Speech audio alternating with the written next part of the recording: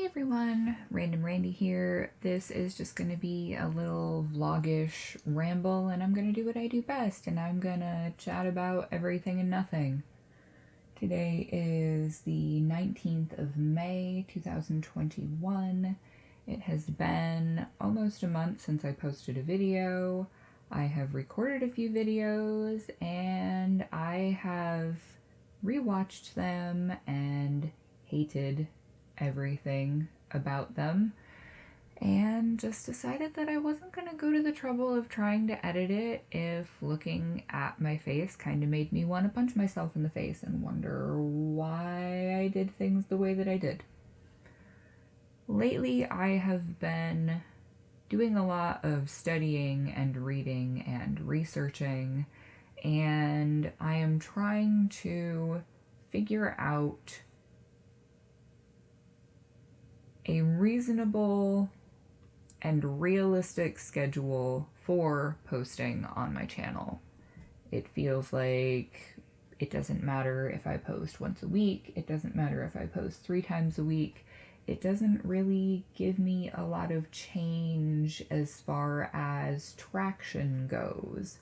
I have been noticing that certain types of content do better than others, but I am still going to be doing the content that doesn't necessarily do the best simply because I enjoy it, and I honestly don't make enough of a check from YouTube at this point to let my content creation be 100% dictated by my viewership. So while I love you guys, if I make a type of video that you absolutely loathe, you just don't have to watch it. You can even give it a dislike if you want. Doesn't really make a big difference to me. It doesn't affect anything. Right now I'm getting a check from YouTube maybe every 6-ish months, and that is the bare minimum of about $100. So whatever. I am hoping to change that eventually, but right now I am the most focused on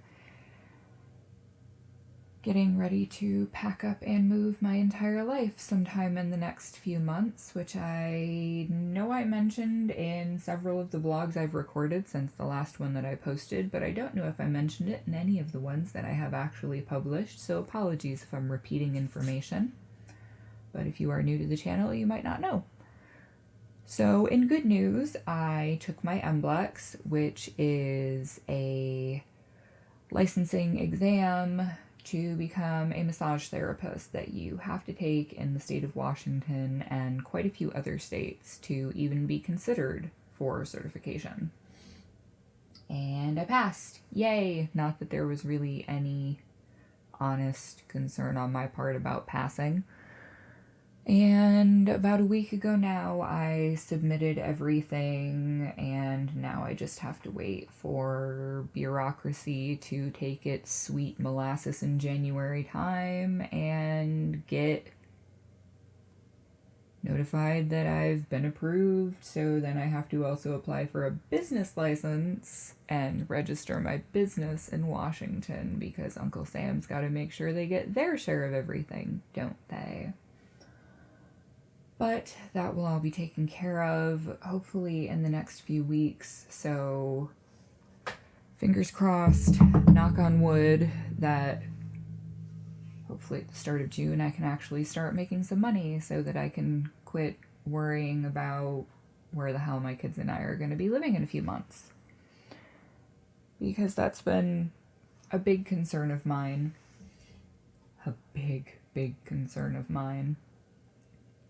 Especially considering most places in Washington you have to have employment history to apply. They don't care if you have a first, last, and security deposit. You have to have 6 months of employment history. If I get started at the beginning of June and then start applying to places at the beginning of July, I'm only going to have about a month of employment history, which is really, really scary. But I'm also hoping that from being in contact with an association who helps Washington people who are first-time home buyers obtain loans with little to no money down, hopefully from what I gathered from talking to them, once I have income under my belt, I can also add child support to my assets. So in theory, maybe I could buy a house instead of renting, which would be so much better. Like, I know I'm not going to be getting one of the McMansions that they're building out here that's like $450,000 and has a yard that's smaller than the one at the house that we're at now, but getting a house that would be mine that I could then sell after doing some upgrades and actually get something back for it, as opposed to just pissing away your money like you do when you're renting. That would be nice. I don't want to get sucked back into the trap of renting, especially since renting here a 2-bedroom, 1-bath, itty-bitty apartment is like $1,400 a month plus utilities. Yeah, I'd really rather not do that if I can avoid it. So, other things going on. I have been approved to start working at the track as soon as I have my certification all taken care of. Thank God. I'm so ready. So if Washington's licensing department could crank it up a notch, light a fire under it, I'd appreciate it. But other than that, I am trying to organize my life. I have been borderline crippled with anxiety and fear and worry over all of these stupid things that at this point are completely out of my hands. And freaking out about it isn't going to change the fact that there's nothing I can do at this point but wait. It feels like a million things that are all in line waiting for this one thing before they can all fall into place. And I have reached a point where I know that they're going to fall into place. I just really, really, really hate the waiting. It's driving me nuts. I am not a fan of it. I know that a lot of people with this whole thing that's been going on for the last more than a year now are feeling the crunch of a lot of things, and I feel like that is part of universal consciousness right now, that we are all stressed out of our minds and just ready for the other shoe to drop so that things can progress and move forward. So I got myself a planner. I went through and wrote down a whole bunch of things the other day. I'm setting up a content schedule for my crafting Facebook page and my Facebook group and the page that is for my massage business. Once it gets kicked off, I've got all of these posts scheduled on it so I can start getting people to go check it out. And it's just, when my ex-boyfriend / roommate is gone at work all day and the kids aren't here for 4 hours, I have all of these things I want to get done. And I don't. Sometimes I'll get everything done and then some, and other days I just sit here with this existential dread and I'm not a fan of it. I don't like it at all. And I'm not quite sure how to get past it at this point. There aren't many things in life that I hate worse than moving, other than not knowing what's going on. But I'm trying to have faith that the universe has got my back. I mean, in order to pay off my school and pay a large chunk of my attorney fees and pay down 2 credit cards, I managed to manifest a $20,000 loan in a weekend after I had been trying and applying at places, and I finally just let all of the gunk out of my brain and sat down and had a soak in the tub and thought about the fact that I knew that the money existed in the universe, and I knew that I needed it in order for my life to move forward in the way that I see it moving forward, so that my kids and I can have what we need. And unfortunately, all of that money is gone, but my school has been paid off, and I now have 2 zero balance credit cards, which will hopefully look good when I get some income so that I can apply for a loan to get a house.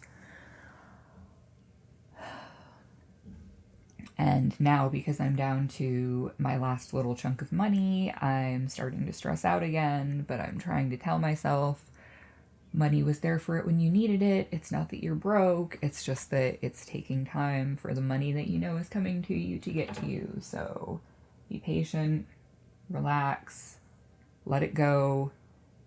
Don't just sit back on your butt and do nothing. Keep grinding, keep hustling, keep doing your thing, keep making your plans, keep moving forward. But sometimes it's hard to do that. And I think that anybody who has gone through any stresses regarding finances or any sort of kind of spiritual awakening and journey and realization and everything all wrapped up together understands that it's not easy. It just isn't. But that doesn't mean that you should quit. And I'm not. I have entirely too many people at this point in my life to prove wrong with my impending success to stop now. And some days, spite is the only thing that keeps me going. But here I am. I'm still going. And you should be too. Don't quit. Keep going. So all of the scheduling things, in regards to crafting stuff, since I obviously don't have any yarny stuff to show you or I would be showing you, I have finally gotten a functional heat press after the one that I got kind of was pressing very light and I couldn't figure out why with my sublimation stuff, and finally got my infrared thermometer and checked it, and it turned out that the heat press was off by 150 degrees, which is quite significant. I would expect a discrepancy of maybe 10 degrees in either direction. 150 degrees Fahrenheit too cold? Yeah, no. So I had to send it back, and I got an entirely different one, and it works wonderfully, so that's awesome. I actually sold my first t-shirt, and it is one of the property of Winchester Athletic Department shirts that I designed.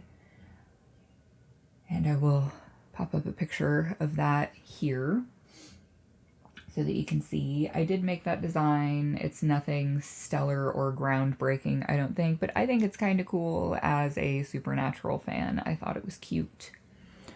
I have a few other designs that I've been working on. There's one that I made which was inspired by the meme with the crystal knuckle dusters, if you've ever seen that one. And I'll pop up a picture of that, and it just says, let's realign those chakras, because, you know, spiritualism, but also a little scooch of gratuitous violence never hurt anybody. And I have another one that I made that is a bunny rabbit silhouette with black roses and leaves within the shape. And it says hearts are wild creatures, and I'll pop that up as well for you to check out here. I don't have these up in my Etsy shop yet. I do have a bunch of different colors of shirts. All I have to do is press the images onto them. I don't want to press a bunch of a certain image and then have people not like it and then have wasted the shirt and then have dead stock. Like, nobody wants that. You might even actually kind of be able to almost see the hearts are wild creatures on a tote bag that's way over there in the corner. But I have a whole bunch of big, heavy-duty tote bags. Actually, I have one right here that I can show you. And this one is what I'm going to call my sticker bomb tote bag, because this one is just for me and I'm using it pretty much to test my designs before I put them on any separate ones, since it already kind of goofed on the first one with my junky old press. So this was there we go. This was the first one. This is the crystal brass knuckles that I designed. This was the first time pressing it, and as you can see, it's kind of funny around the edges. It's got some ghosting going on. It's not really the best. And then on the back side is the anti-possession symbol from Supernatural, which, as you can see, has ghosting on the edges because it's from the first press. And then there is this second crystal brass knuckle, which came out absolutely perfect. The colors are great. They're actually a little bit more saturated than it's looking here because my lighting is weird. But yeah, so the second brass knuckles down here on the bottom is with the new press, and it turned out so much better. So I have like 49 other bags that are like this. They are large. I can't even remember the size of them, but they are huge. They do have a pocket. Very good for a beach tote for carrying pretty much everything. I use it whenever I go to the playground with the kids because I can stuff all of our drinks in here. I can put a notebook in here so I can write while they're running around doing their thing. I mean, I still have sunscreen in here from last time we went to the playground, and I didn't put any on myself, so I still have a little bit of sunburn here on my shoulder. It's not good because I don't usually burn like that. It was very strange. Yeah. So there's that. I have other sublimation stuff that I'm working on. I want to get probably maybe... I'm aiming for at least 5 designs that I absolutely love. 10 would be nice, but I'm aiming to start with 5. I know that a lot of people just go and buy screen prints or buy the designs already made and then just press them on shirts. And that works for a lot of people, but that's not how I want to run my business and progress things for my shop personally. I want my designs to have kind of a snarky, I don't want to really necessarily say dark, but kind of like a sarcastic, snarky, maybe spiritual, kind of quasi-witchy, goth-ish vibe to them.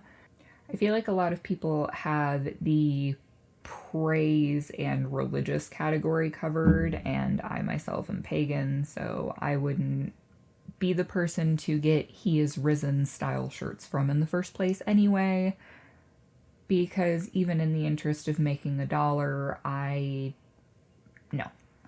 And I'm not anti-religious. I feel that if a religion helps you to be a better person and make the world be a better place and give you something to believe in, that is fabulous, as long as you do not use it to treat other people as lesser than yourself.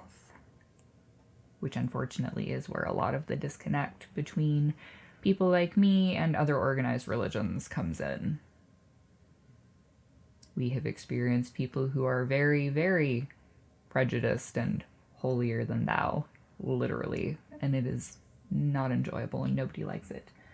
But anyway, speaking of things like that, because I am not a monotheist and I think things are funny, I have some stickers that I made with my Brother Scan and Cut, which is a vinyl cutting machine. I also have some shirts that I made for myself with the vinyl cutter.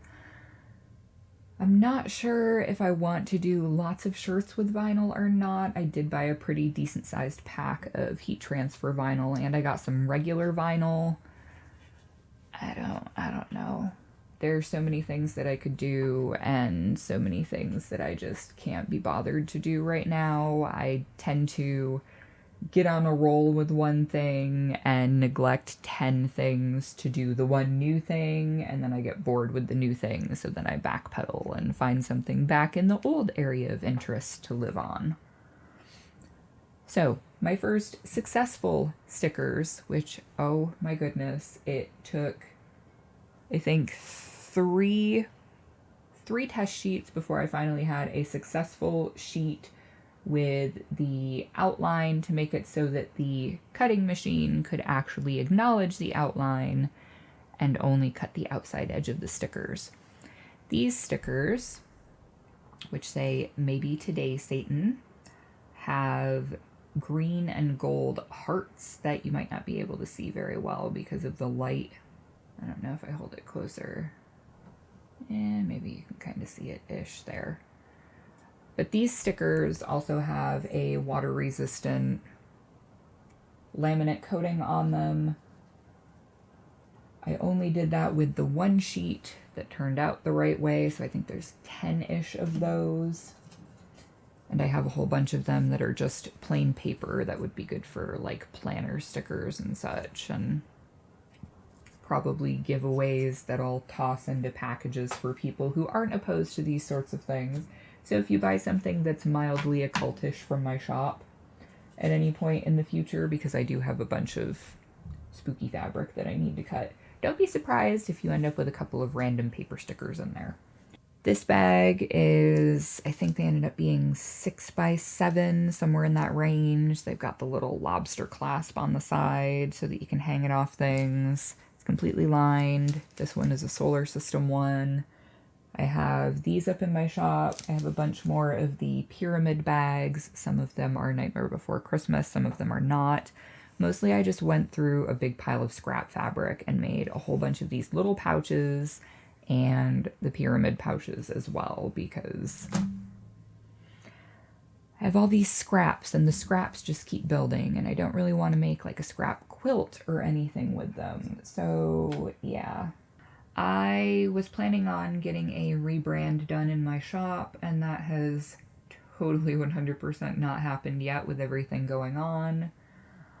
I want to design, I need to make a logo for my name change. That should be my next order of business. And I'm just, there's so many things. Like, I really want to get this whole massage thing going, but I kind of can't at the moment. Adulting is not my favorite. I still do it, even though it's not my favorite. Because I have to. And I know that all of the rest of you do as well, so you totally get it. But yeah.